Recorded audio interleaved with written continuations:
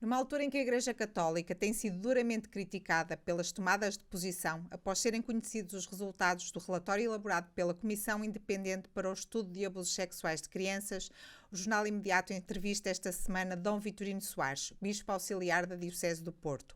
Dom Vitorino Soares vai-nos falar sobre este documento, a sua posição sobre os resultados que nele foram explanados, o primeiro documento do género a ser divulgado em Portugal e que admite que terão havido, no mínimo, 4.400 vítimas de abusos sexuais na Igreja Católica nos últimos 70 anos. Como eu lhe disse, aqui no fundo é também a sua posição enquanto membro da organização Igreja Católica, também perceber um bocadinho aqui qual é a sua posição sobre este relatório e sobre aquilo que ele tem desencadeado nos últimos tempos.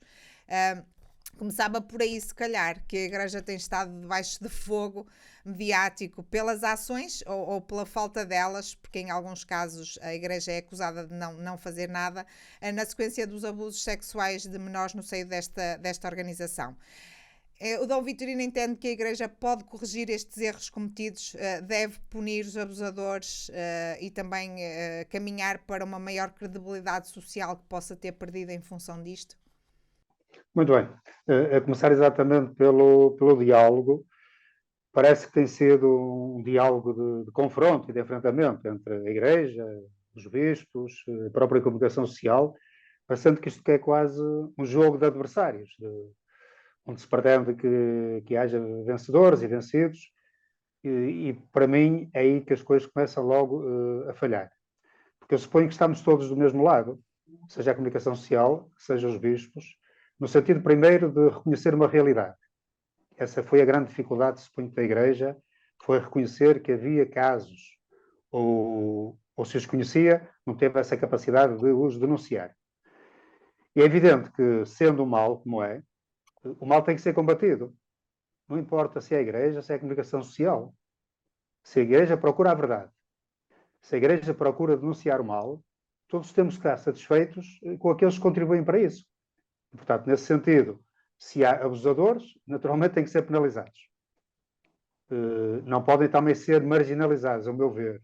E, portanto, também precisarão de algum tipo de acompanhamento, de ajuda, naturalmente. Mas quem faz o mal tem que ser penalizado. E disso acho que não há dúvida para ninguém. Agora, também que o penalizador não venha a ser uma vítima no futuro. Eu acho que também é uma questão delicada. Mas, de qualquer modo, esta gente também tem que ser acompanhada e recuperada, se possível, naturalmente.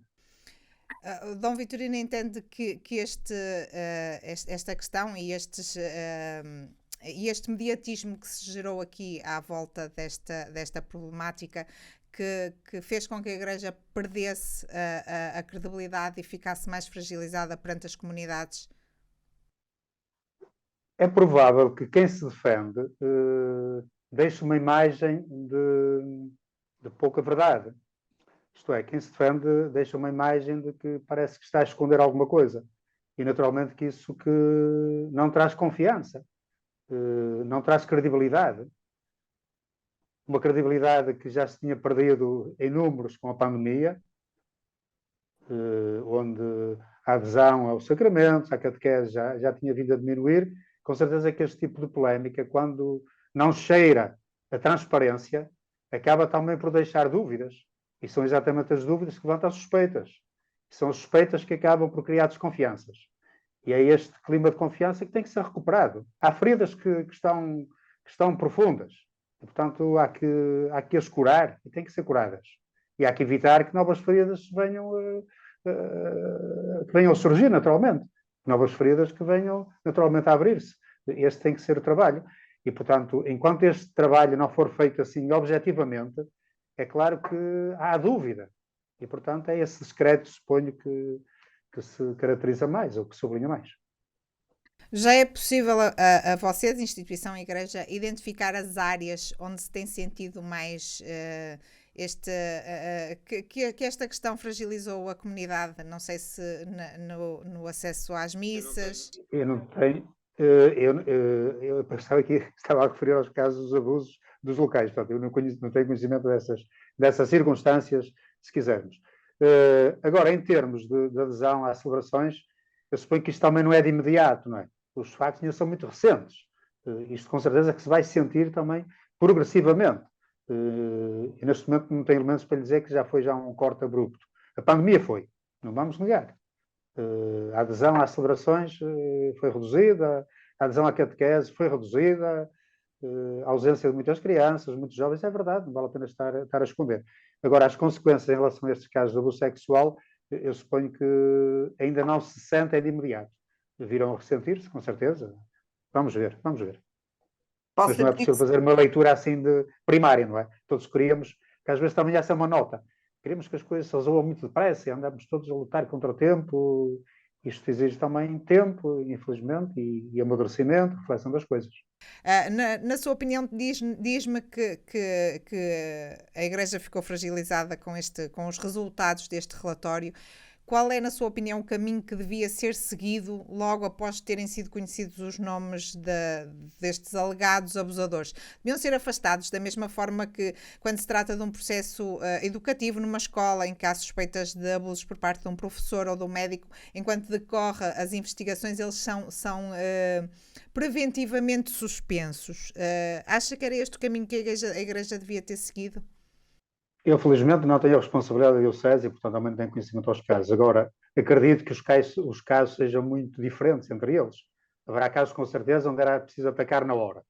Isto é, se há alguém que continua a abusar, se há alguém que tem a possibilidade de abusar, embora não abusando agora, naturalmente que tem que ser afastado temporariamente, até naturalmente se resolver a situação e encontrar matéria para poder ser condenado e poder ser naturalmente penalizado. Mas eu não conheço os casos. Haverá outros casos, com certeza, onde não será assim tão gritante e, por isso, também têm que ser tratados de outro modo, não é? De forma diferente. Agora, o ter dado um sinal de imediato, com certeza que também ajudaria a recuperar da confiança neste processo. Mas são questões delicadas, eu acredito. Eu acredito que fazendo e não fazendo é sempre complicado, porque são situações concretas, pessoas que se conhecem. Agora, acredito que haja situações muito diferentes. Haverá uns, com certeza, que teriam e terão que ser atacados de imediato, outros, com certeza, não porão em perigo as crianças, ou os jovens, ou estes frágeis, se quisermos utilizar o termo. Mas acredita que era isto que as pessoas esperavam da Igreja, tendo em conta que deu este primeiro passo de criar esta comissão, de se fazer esta análise este apanhado, digamos assim, dos abusos, que depois de serem conhecidos os resultados, que tomaria uma posição que de alguma forma não tomou. E acha que era isso que as pessoas esperavam? Sim, acho que as pessoas esperavam, porque também foi criada uma expectativa, não é? Depois do relatório, foram números que foram lançados, foram situações que foram referidas e que depois também não veio a corresponder assim tanto como aquilo que foi anunciado, não é? Acho que também há aqui um desfazamento dos próprios números e sabemos que os números acabam também por exercer alguma influência nas pessoas, porque no mesmo saco estavam padres, estavam outros agentes pastoral, estavam outros que já tinham morrido. Portanto, tudo isto acaba por ser assim uma opacidade, se quisermos, que não nos permite ver assim tão bem, não é? E nós precisamos todos dessa clareza para tomar as decisões mais certas. Enquanto um dos representantes desta instituição Igreja Católica e na qualidade de Bispo Auxiliar da Diocese do Porto, como é que recebeu estes dados apresentados pela Comissão? Estes dados foram referidos apenas para os bispos titulares. Os bispos auxiliares não tiveram acesso aos dados. Mas depois teve conhecimento deles, ou seja, não sabe, eu ia lhe fazer uma pergunta se haveria nomes da Diocese do Porto na lista, e nomeadamente de pessoas aqui da nossa região, mas nessa resposta... Não posso, não conheço, sinceramente, não conheço os casos, as situações, e nem sequer sei qual é a proveniência do clero neste momento da nossa Diocese do Porto. Muito bem, teve conhecimento deles, então, de alguma forma, pela comunicação social, ou pelo menos não lhe foram comunicados diretamente, mas foram comunicados à Diocese e acabou por ter contacto com eles. Enquanto representante também desta instituição, como é que os recebe? Como é que se recebem? Fico triste e fico magoado, porque tudo aquilo que é mau na Igreja também me afeta pessoalmente. E, portanto, isto é quase como um contágio, não é? Quando há uma doença, acabamos todos por ser contagiados por essa doença. Quando há saúde, também acabamos todos por ser contagiados pela saúde. Portanto, quando há o bem, todos ficamos satisfeitos com ele. Neste momento, fico triste, pronto, fico magoado. Se fosse pai ou mãe de uma criança, ficaria muito mais. Mas não posso deixar de me envolver por este ambiente. Quer pelas vítimas, em primeiro lugar, quer por aqueles que também as abusaram. Pronto. Afeta-me também, pessoalmente. Não posso ficar indiferente. O Dom Vitorino teme que este foi o primeiro documento do género a ser elaborado em Portugal e visou aqui um período de há 70 anos a esta parte. Teme pode ser uma palavra muito forte, mas receia que de alguma forma isto possa ter aberto aqui um precedente e possam surgir mais investigações, mais vítimas, novas vítimas e até novos estudos. Este foi um passo e que foi dado pela Conferência Episcopal ao pedir exatamente esta comissão independente. Agora, as coisas não estão resolvidas, naturalmente. Podem surgir novos casos. A meu ver, talvez também tenha sido aberto um bocadinho o leque da confiança daqueles que acabaram por testemunhar ou denunciar, porque com certeza entenderam que esta comissão seria mais independente ou que seria mais à vontade para o fazer. Acho que foi um passo positivo. Agora, ninguém me garante que não possam surgir novas situações, novos casos. Isto não é o fim de um processo. Agora é importante, não sei se foi alguém que disse que isto é um processo sem retorno. Ótimo. Se for, estamos todos mais animados também para que as coisas se possam resolver e novos casos que surjam, naturalmente, possam ser liquidados. Embora eu acho que isto também ajudará exatamente a prevenir muitas situações. Naquilo que são situações concretas, da catequese, das confissões, eu suponho que isto também nos vai obrigar a uma postura e uma forma diferente de estar, que pode não ser nada, mas que é um sinal também para as pessoas, de que há uma abertura, uma transparência, para que não haja dúvidas. O facto de se tratar de uma comissão independente, como disse, criou aqui se calhar uma maior credibilidade naquele que terá sido abusado e que quis denunciar a situação do que tê-lo feito perante a Igreja diretamente. Perante a Comissão Diocesana, acredito que sim. Acho que isto foi um bom passo e um passo bem positivo. Aliás, um ou outro no relatório referia exatamente isso, que sempre teve vontade de falar do assunto, mas nunca teve coragem, nunca conseguiu dar esse passo e nesta proposta desta nova comissão, pronto, acabou por quebrar o silêncio e fazer-se voz. O que Dom Vitorino acha que falhou para termos chegado aqui? Este relatório fala em cerca, no mínimo, 4.400 vítimas, essencialmente rapazes, grande parte dos alegados abusadores párocos. O que é que acha que falhou aqui nestes processos? Se é que se pode dizer. Não é? São números extrapolados. Quando se refere que aconteceu um caso numa turma de 20, havia 20 alunos na minha turma, multiplicam por 20, não é? Pode não ser, pode ser também, não é? É uma possibilidade. E por isso estes números podem não coincidir exatamente com a realidade. Mas a mim os números não me preocupam muito, não é? Porque também haverá outras situações que se calhar não foram denunciadas. Estes foram aqueles que nós conhecemos. E quem sabe se no segredo não continuam outras também. Se não haverá outros números. Tem que pôr isso também em aberto e com possibilidade. Agora que esta foi uma via necessária, estou totalmente de acordo, plenamente de acordo. Mas não está parado, nem pode parar.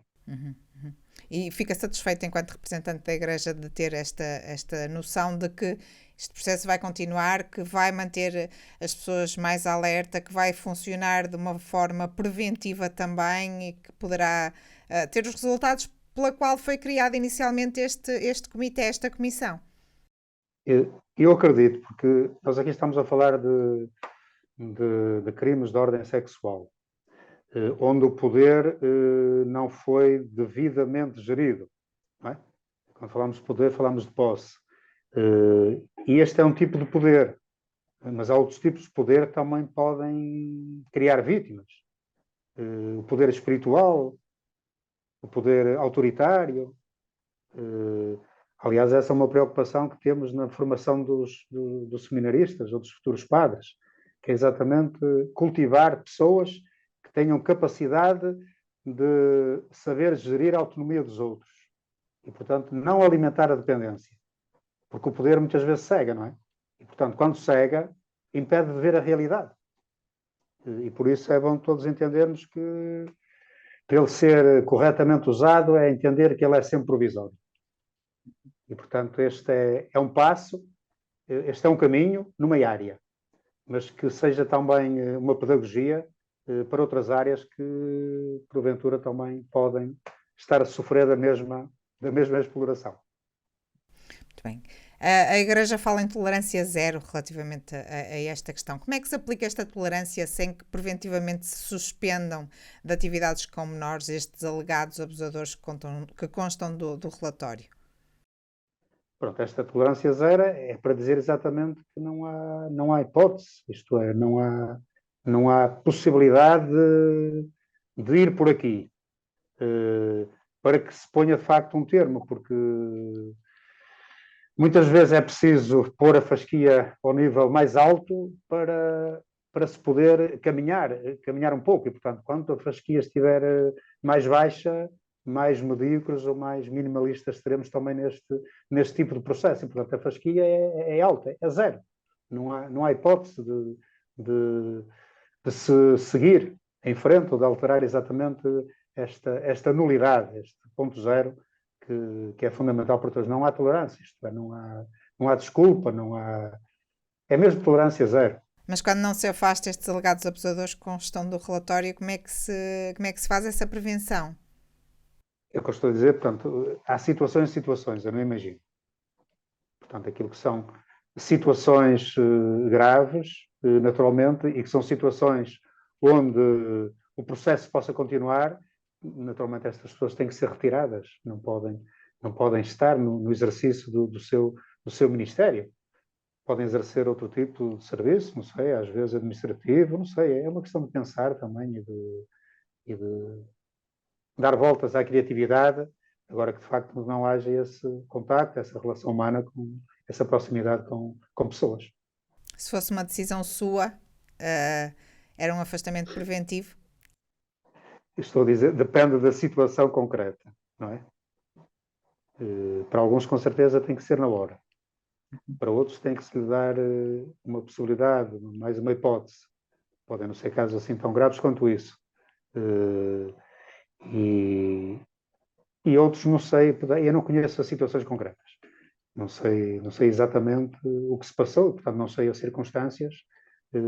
Agora, de qualquer modo, parece que não deixa de ser um crime, independentemente da sua gravidade, e, portanto, a penalização tem que ser feita de acordo com o crime, não é? Falou-se aqui a dada altura também em indemnizações, que primeiro sim, que deveriam ser dadas às vítimas e depois que não. Qual é a sua opinião sobre isto? Eu, mais do que indemnizações, eu acho que a Igreja sempre tem ajudado em muitas circunstâncias. Eu fui parco durante muito tempo e sei que a Igreja sempre ajudou pessoas em dificuldade, fosse no pagamento de renda, de luz, de água. Aqui neste caso é, de certo modo, compensar uma falta e um crime. O ajudar pode ser feito de muitas formas.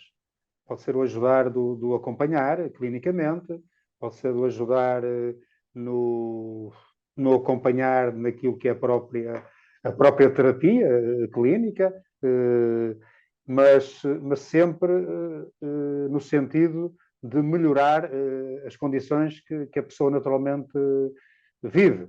É claro que os atos já ninguém os vai, isto é, indemnizar em si, não é? Eu, mais que indemnização, diria o ajudar. Pois pode ser ajudar economicamente, pois porque não? Tem que ser.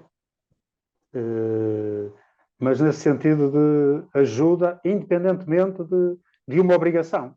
E por isso é que se fala muito, pronto, de uma obrigação moral. Claro. Como é uma obrigação moral denunciar isto. Era preciso que o Papa Francisco nos viesse dizer, não é? Eu acho que humanamente nós também já devíamos ter dado passos, estar à espera de alguém que nos lembrasse, e não é por causa do Papa Francisco ter alertado para isso. Acho que a nossa consciência humana de dignidade humana já nos devia ter aberto também para essas realidades. Portanto, mais que a imunização, é preciso ajudar, independentemente de mais do que uma imposição exterior ou uma imposição legal. A Igreja ainda vai avaliar este relatório, tem aqui um prazo, mais ou menos, de 1 mês e meio para avaliar o relatório. Acredita que também para corrigir algumas tomadas de posição que possam ter sido mais criticadas durante este período?